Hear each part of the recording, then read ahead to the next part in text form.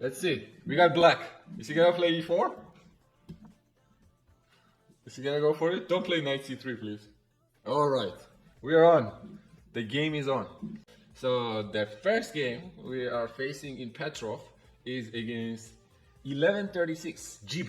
They go bishop c4. So what was the recommendation on bishop c4? I think it was knight takes e4, right? So I actually play knight c6, two knights.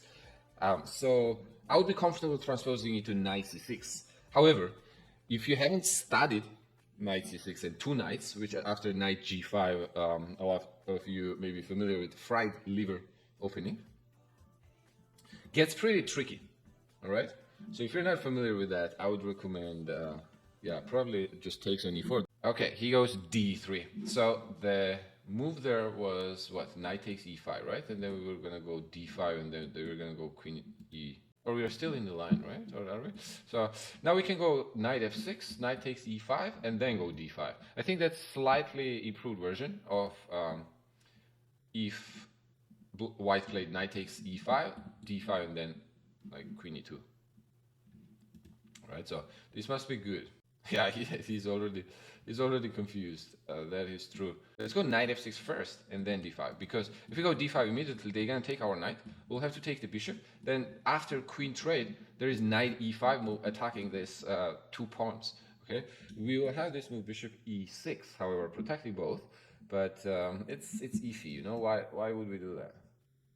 There's also another move that I was considering seriously was knight to d6, because that would force knight takes e5 and knight takes c4, right? And we would get the bishop.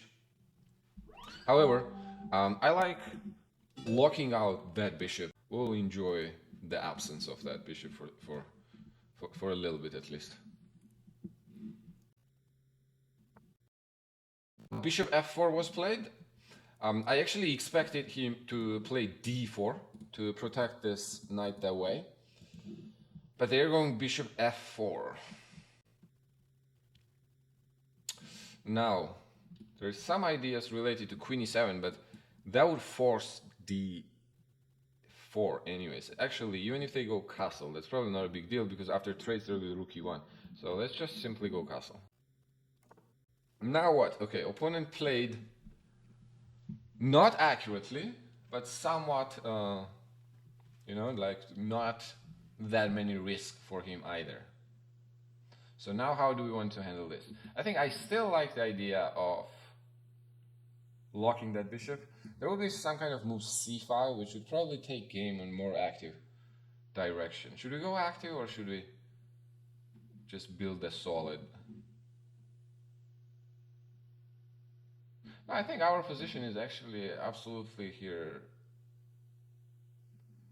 ready to go for active operations, actually. Now, if white goes knight c3, attacking the d5 pawn, I don't think we want to push d4, because that would give life back to that bishop. All right, and that bishop would become an important piece. I think I like idea of playing something like bishop e6 and keeping that bishop off the game for some time.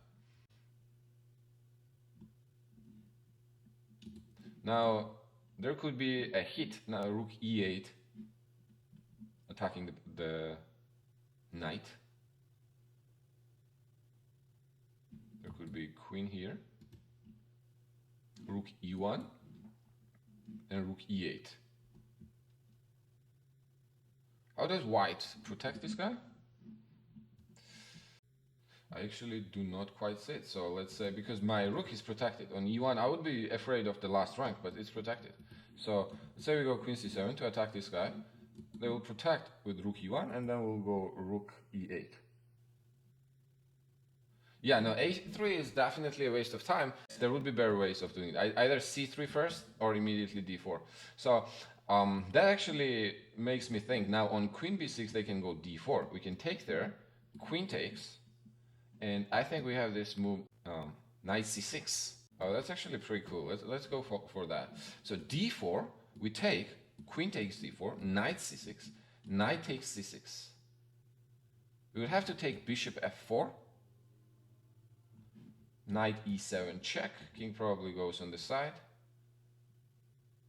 And what's going on there? I think black is still doing good there. Okay, our opponent made a mistake. I think rook e1 just loses, right? Rook e8. If queen e2, there will be a deadly pin on the e file, no doubt. If d4, we'll simply take it, and after queen takes it back, we have now this knight c6 with just crushing force, and then e1 will be hanging. So simple, right? It was only 10 moves. It was only 10 moves.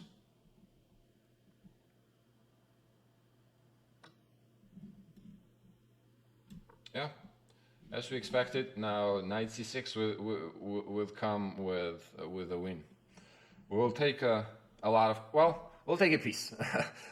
Maybe not that much material, but that should be enough for an opening advantage. Now, most likely queen will have to retreat, yeah, and we can take this. Since bishop is protecting our queen, we can take with the knight, or we can also take with the bishop. Probably taking with the bishop is a better decision, but I'm gonna take with the knight, and let's see how white handles. Here, after capturing, there is knight f3 check, threatening rook e1, and also bishop f4. So there are quite a few checks there.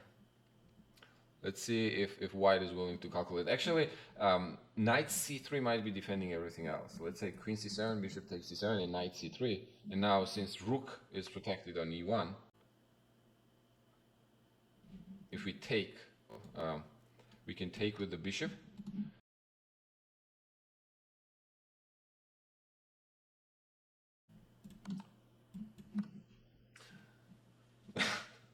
Okay, so we lost a pawn out of that trade, but since we won a bishop with the little tactic there, trades were still a good deal for us.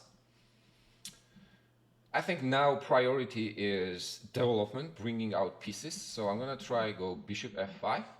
That temporarily gives up this pawn on b7, but we can either go rook b1 or also rook d1, threatening a checkmate on the last rank, and c2 pawn is also hanging.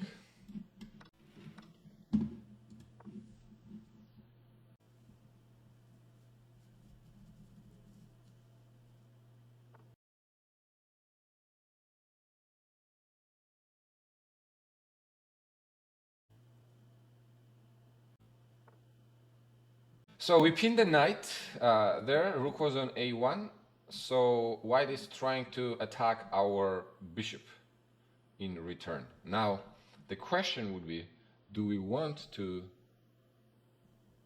simply trade, or do we want to play for something more? Let's say rook c8 right now would create a threat. After rook takes c2, we take rook takes c6, pinning the knight. But actually, white had rook d2 there. I didn't see that.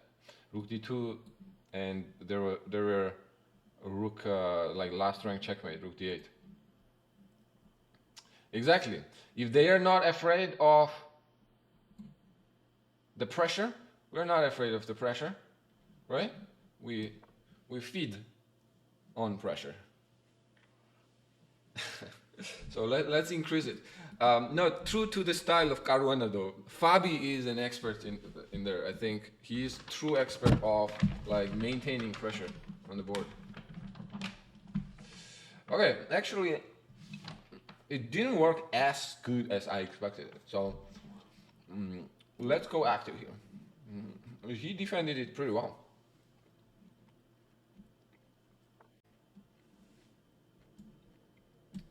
Okay, now the pin. So we simply have more material. So if we start an attack right now, or it's not only an attack even, it's like any kind of offensive operation, we'll have an advantage. We'll be simply a man up. Okay, here.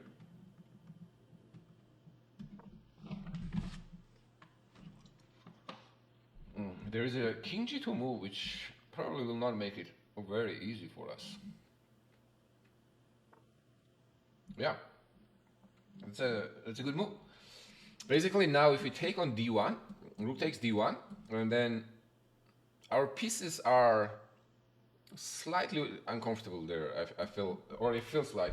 Bishop f2 does create the threat of knight e3 and knight takes d1, then the rook, but let's say rook moves somewhere else, then but we can go back. Yeah, that should be winning too. However, I would like to simplify it even more and trade the bishop. Alright? Now we will try to eliminate that. On top of that, knight on d1 is pinned down with this bishop on d4. And life is pretty good. Here, knight e3, I could take this immediately, but I want to keep this as simple as possible. This knight we had pinned down on d1, right? So we could just eliminate that and then also trade that, and that would simplify to now 2 pieces, right? And out of those 2 pieces, we have 1 extra, right? Bishop is extra, so we can take there. Actually, I just noticed we could do that, but we have even better. We can actually use this pin now to not take first, but since knight is on e5, check. Bishop cannot take because we'll take the rook. And on this one, we can take the bishop simply, and after takes probably with the rook and be simply a piece up there. Or we can win a rook. Those are pretty good options. Should we go knight d3 or should we take the bishop? Because taking there actually might give white some possibilities of some tricky possibilities, you know, like a6 maybe, b6 and then a7. But well, it's a rook. Rook is a rook. Rook is a rook, actually. Rook is a lot of material. And also, I just realized a5, knight, b6. Yeah, material is like money, you know? You can never have too much of it.